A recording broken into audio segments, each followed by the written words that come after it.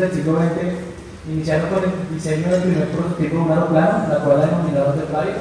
y fue hasta 1903 donde se presentó el hito para la aviación, el primer vuelo controlado, que tan solo duró 2 segundos, pero fue una hazaña significativa para esta industria naciente. Sin embargo, tan solo pasaron 5 años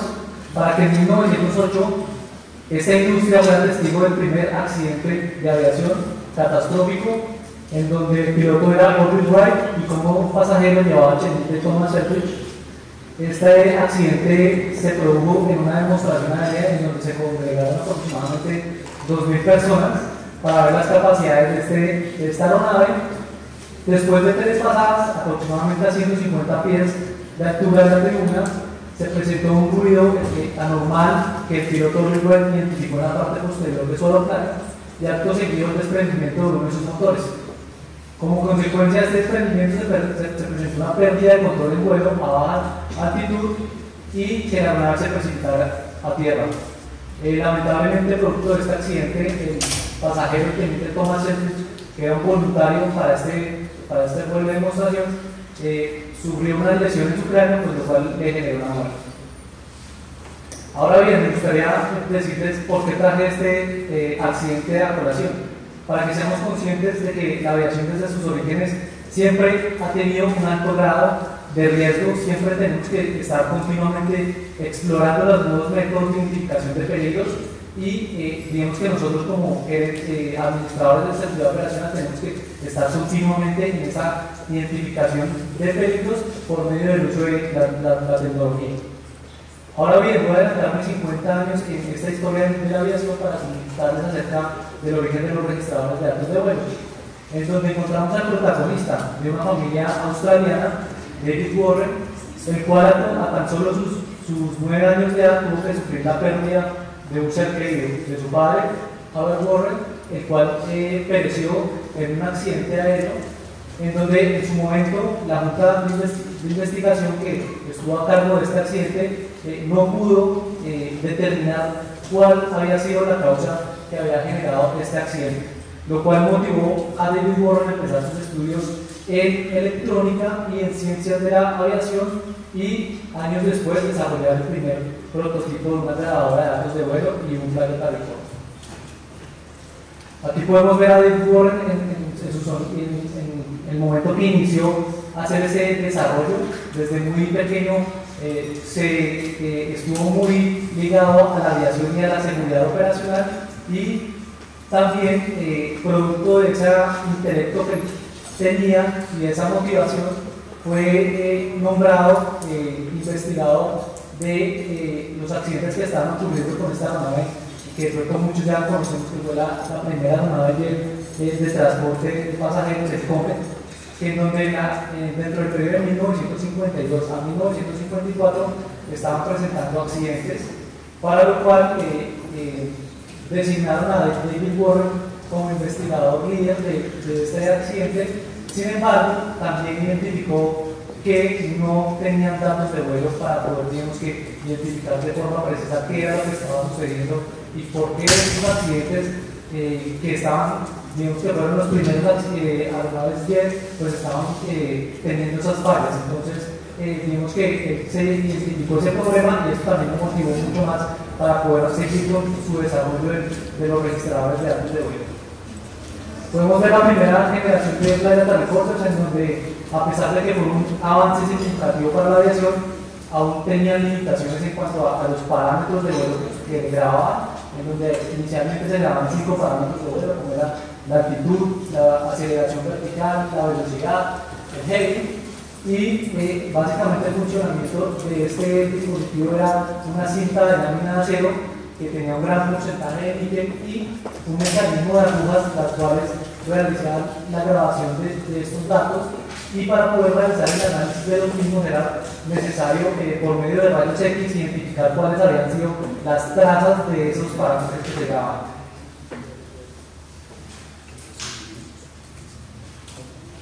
Ahora bien, en esta gráfica podemos ver la evolución que ha tenido los dispositivos registradores de datos de vuelo,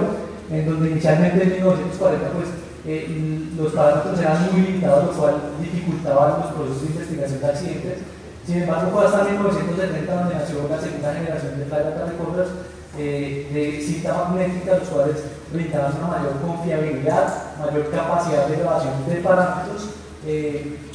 Y el último salto en términos de registradores de datos de vuelo lo identificamos en la década de los 90, en donde pasamos de esa cinta magnética a grabadores de estado sólido por medio de grabación de tarjetas electrónicas, chips y memorias no volátiles.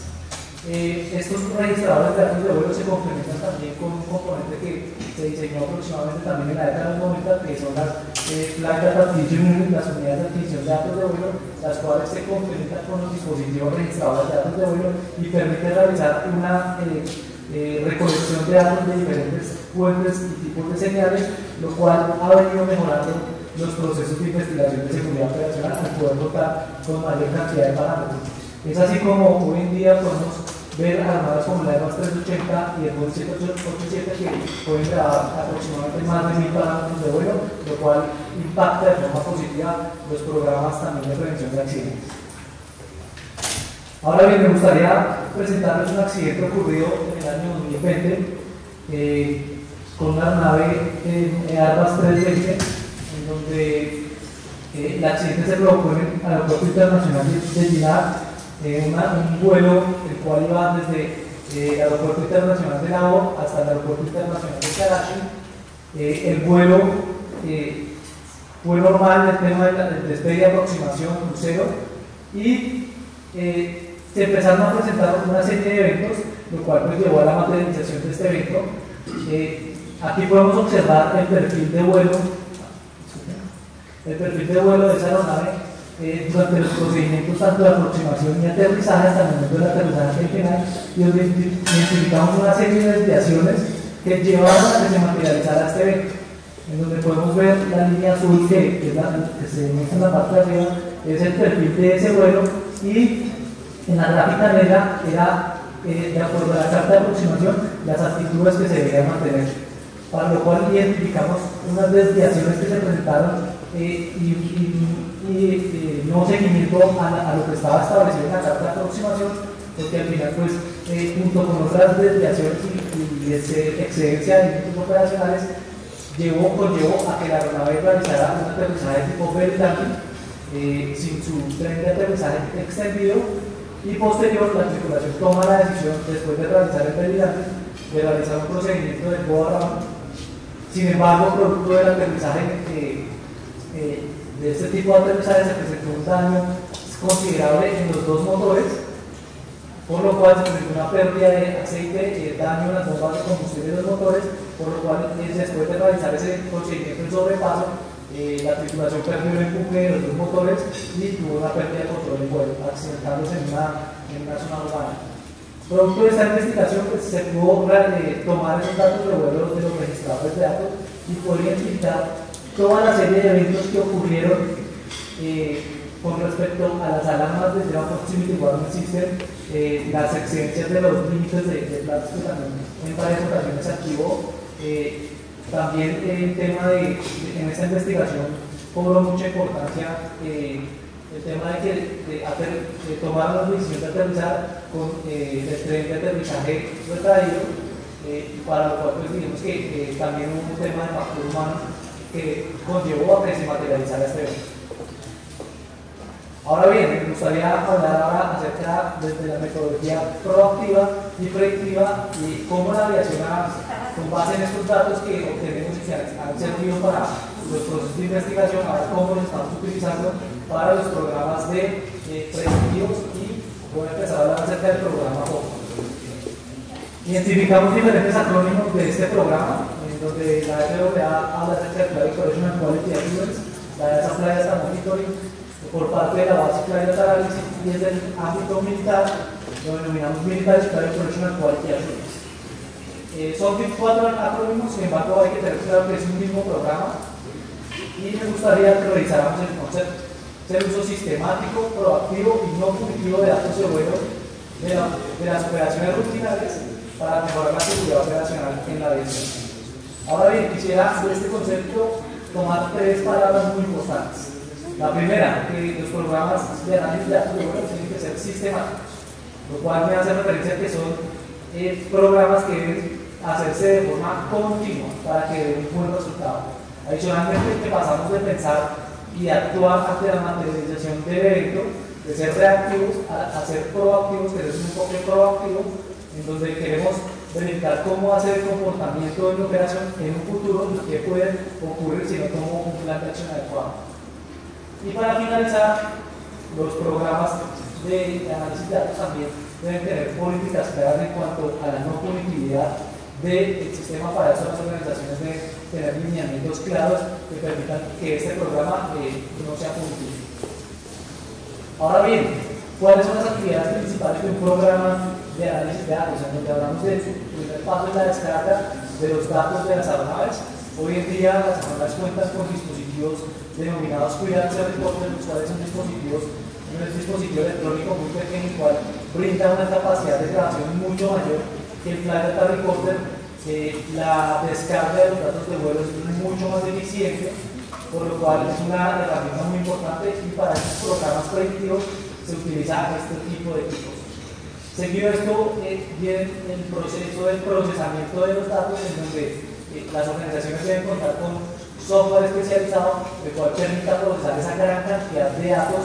que se descargan de forma cruda y procesarlos y convertirlos a datos de ingeniería para un proceso de validación de esos datos. Es importante que en las organizaciones validemos esa data, toda esa información que nos llega, y posterior un proceso de análisis. Para esto juega un papel muy importante dentro de las organizaciones el papel del analista, que es un personal que debe conocer cómo es la operación, cómo son los SOP de mi organización, cómo funcionan mis aeronaves, para poder hacer una validación de esos eventos que el software ya predeterminadamente le debe definir una cantidad de eventos de acuerdo a mi tipo de organización y a lo que yo quiero presentar. Adicionalmente, hay un segundo filtro para estos eventos, el cual es el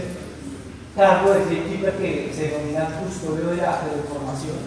y el cual es un personal que tiene conocimientos más amplios acerca de la organización, de los SOP, vuelve a la nave y me puede hacer una segunda validación de esos eventos. Y también tener muy claro que entre las organizaciones el usuario que podría tener contacto con las tripulaciones es el cargo de gatekeeper de custodia de la información, teniendo claro que los programas de análisis de datos son datos claros, pero en muchas ocasiones para realizar un análisis detallado de un evento es necesario conocer tanto las amenazas internas, amenazas externas, factores humanos, comunicación, para lo cual en este punto radica muy importante poder conocer el feedback por parte de la tripulación, para que ellos pues nos puedan realizar un análisis más detallado de ese evento. Y para finalizar, producto de este programa se realiza una generación de tendencias, unos KPI en mi organización y la generación de unos planes de acción y mitigación.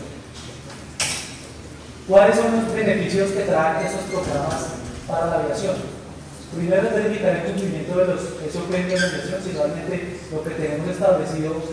las tripulaciones lo cumplen. Para temas de mantenimiento, hoy en día estos programas de análisis de datos refuerzan los programas de confiabilidad. También conocer cómo es el comportamiento de mis sistemas más críticos, como hoy en día también se utilizan estos datos de las aeronaves para saber si puedo extender la vida útil de mis motores o reducirla, verificar cómo es el performance de mis sistemas, de los sistemas más críticos. Entonces es una herramienta muy importante también desde el ámbito del mantenimiento. Asimismo, permite moldear los programas de entrenamiento en mi organización, conocer cuáles son las habilidades a las que debo reforzar en mis tripulaciones y poder adaptar esos programas de entrenamiento basados en datos.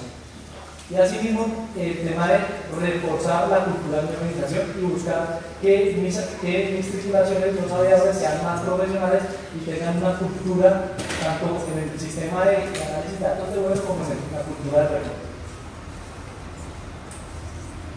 Me gustaría